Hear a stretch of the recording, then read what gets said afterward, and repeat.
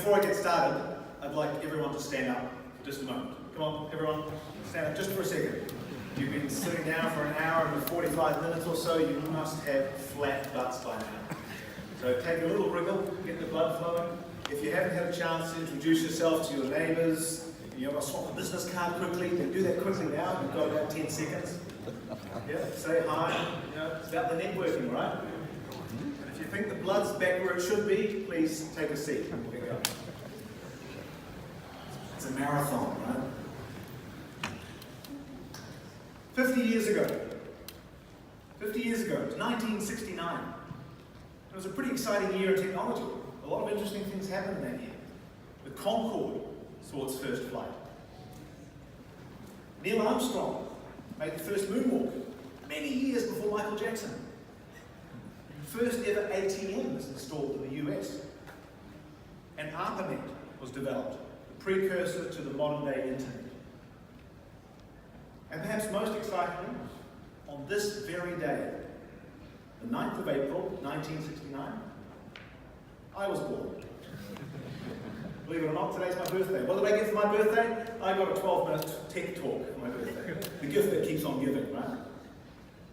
But perhaps most relevant to us all here today is that it was about 50 years ago that the container industry really started to make a presence in Asia. While Malcolm McLean, sort of the godfather of the container shipping industry, started his grand experiment back in 1956. It took about another 13 or so years before containers really hit Asia. First of all, Vietnam, Hong Kong, Taiwan, and then a couple of years later into Singapore, Thailand, and the Philippines. Then in the following 50 years, we've seen an incredible amount of investment and growth in global shipping and terminal operations. So let's take a bit of a look at how management technologies are evolving to support tomorrow's terminal needs.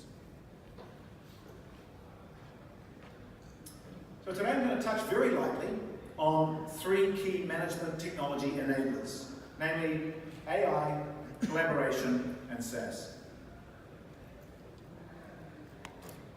But I'd like to start by asking you all a conceptual question.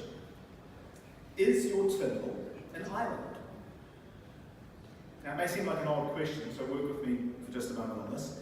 Islands tend to be physically isolated and often have unique internal languages, cultures, and processes.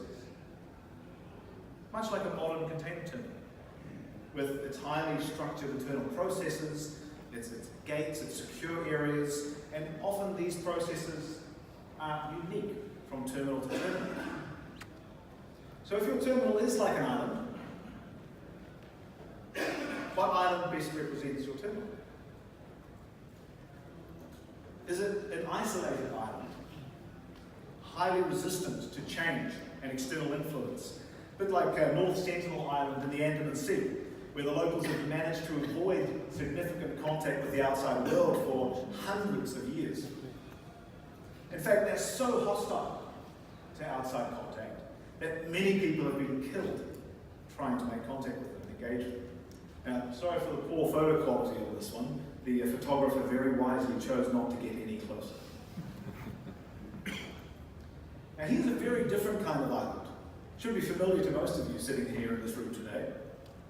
This is the kind of island which is invested heavily in smart technology, in education, in communications infrastructure, in integrated digital systems, and you can get a delicious bowl of laksa or bak kut teh 24 hours a day.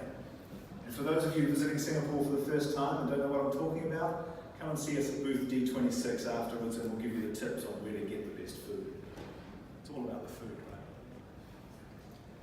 Now, if you were going to model your terminal after an island, then surely you'd want it to be like Singapore. Now, to understand some of the elements of Singapore's success, you can look at decisions made way back in 1965, such as adopting global international standards in language and law. That ability to communicate and the adoption of well-recognized legal frameworks helped create the trust from the global community. And that helped Singapore thrive. Now, of course, their location on the world's busiest maritime trading lanes didn't hurt either, but they did a lot of things right back then. So where am I going with this analogy? point I'm making here is that we have a choice about how a terminal can choose to operate. As an environment resistant to change, sharing data reluctantly and operating in relative isolation, or it can make smarter choices and build trust through improved communications, smart technology, nurturing of talent, integration, and more open data sharing. Now that all sounds great, but how do we make it happen? So let's take a look at some of the technologies which are being developed to help realize some of those goals.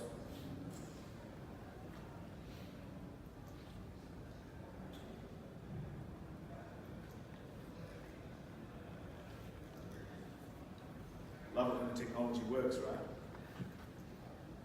Thank you. I'd like to start with the process of infusing more intelligence into the environment. Augmented intelligence or artificial intelligence. You take your pick how you want to interpret the acronym AI.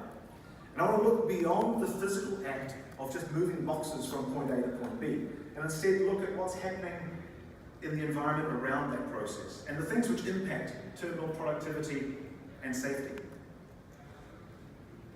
Things which aren't always captured in numerical reports that every system produces. So here's an example of augmented intelligence, combining advanced OCR with high-definition video. This is CyberLogitec's new Smart Port Vision OCR system.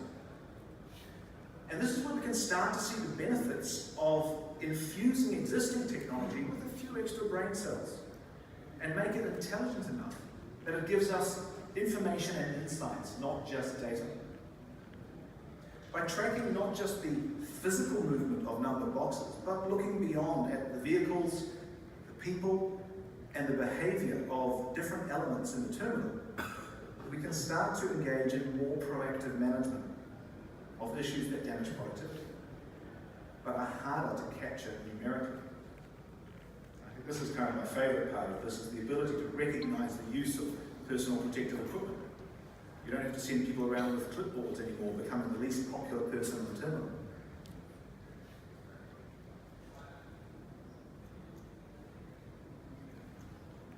Now, as the software gets smarter and the hardware gets cheaper, it will become easier to apply smarter technology solutions, even to brownfield sites, without having to sell your soul to fund a full automation project. However, in reality, fully automating terminals may not provide the ROI you're after. In 2018, McKinsey released a report which identified significant gaps between expectation and reality when it comes to analysing the end results of automation projects in terminals. So let's consider how we can apply the right level of technology at the right time to a workforce who are receptive, trained, and ready to make it work. Now, it's clear that a lot of us in this industry are old dogs. Hello, 50. And we need to keep learning new tricks. We need to keep adapting to the technology available. And some of this technology has been available for a very, very long time. However, it's easy to get caught up in the myth of our industry not being open to technology.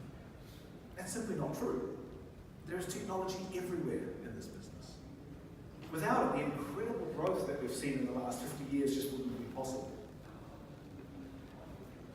But what is happening at the moment is that the rate of change in our personal technology environments is accelerating so rapidly that the business environment often can't keep up. People under the age of 40 working in the industry today, and I'm sure there's a few, have grown up in a personal technology environment which is always on, always connected, tailored to their needs, and usually in their hands and working. Now, for terminal management to keep pace with that, we need to nurture new talent coming into the industry, upskill the existing talent, and equip everyone with the right technologies and work processes to create engaging, stimulating work experiences. So what sort of things am I talking about? Well, Let's look at collaboration platforms and SaaS. The global logistics industry, while investing heavily in technology, has been a little slow in connecting and standardizing. Now, the reasons for this are various: technical, commercial, geopolitical, and you could probably run a 5-day conference just talking about that particular topic. The end result is that the data is not flowing as freely as it should. Now, one way to resolve this is through the use of more collaborative systems and platforms. So at CyberLogitec, we've developed a collaborative platform called Kara. Now, Kara is a platform to connect partners across the supply chain, similar to what Intra and GT Nexus offer to shippers and carriers for their documentation requirements. Platforms like Kara create a shipping ecosystem where other supply chain users can connect and provide additional information and extract value. Now, by bringing the terminals and the carriers closer together on a common platform, you start to achieve real visibility across that supply chain. And that visibility is crucial for the long-term profitability of the smaller terminals and liners. Only through that sort of collaboration can the smaller entities band together effectively and achieve sufficient network reach and economy of scale to stay competitive. It's that level of connectivity and collaboration which also paves the way for increased efficiency in the supply chain. And it enables simplified transactions through various sorts of logistics portals. By way of example, here are some screenshots from the Freight9 platform, which CyberLogitec has developed, which is enabling instant, carrier-agnostic freight bookings with guaranteed pricing and availability in the palm of the hand. That's amazing. Hey, the flight industry has had it for long enough, so now it's our turn, right? We're catching up. Let's switch gears and talk about SaaS for a moment. Software as a service. Now, in addition to increasing the data flow through these collaborative platforms, we also need to lift the technical capabilities of the world's thousands of smaller, multi-purpose terminals and depots. Now, this we can do with SaaS-delivered solutions. Now, clearly, SaaS is not the solution in every situation. However, the ability to rapidly deploy a centrally managed solution helps put the right information in the hands of the people who need it to perform at their best. And by way of a graphical example, I'll use CyberLogitec's new Opus Terminal M SaaS-based terminal operating solution to illustrate the point. To be successfully adopted, next-generation solutions must be intuitive. They must be 100% browser-based with clickable, dynamic elements, drag and drop, as part of the efforts to reduce training overheads and reduce local IT support. As anyone with teenage children will know, we are well into the gaming age, where everything we see on screen should be able to be interacted with, not just viewed as a static image, fronting numerical sports. Actually, at our booth, we've got a VR simulation system running, so if you want to come and get some motion sickness, come and see us. It's quite fascinating. Okay, it's about time to wrap things up. I've touched briefly, very briefly, on 3 areas where we're working on improving productivity and efficiency in terminals and across the supply chain, namely AI, collaboration, and SaaS-delivered solutions. Now, we've been deploying our solutions for around 20 years, and we do understand there's multiple challenges being faced by operators, both large and small. So do feel free to come and chat to us about our experiences afterwards. Now, last month at the TPM event, Andre Sinha, the CIO of MSC, delivered a very compelling presentation, highlighting the importance of global standards for data and interoperability. Now, at the same time, he exposed himself as a guitar-playing rock and roller from the 80s. I'm jealous of the hair, by the way. So those of you who are familiar with Andre Sinha will know that his hairstyle today is different. Now, as it turns out, it seems that 30 years ago we had that rock and roll lifestyle in common, And yes, that's me on the right in the same era. So I would invite Andre to join me for some musical collaboration at any upcoming industry event. You know, we can put the band back together. It's all about collaboration. So to close, I'd like to leave you with this one thought. If your terminal is like an island, make sure it's the right kind of island. Thank you.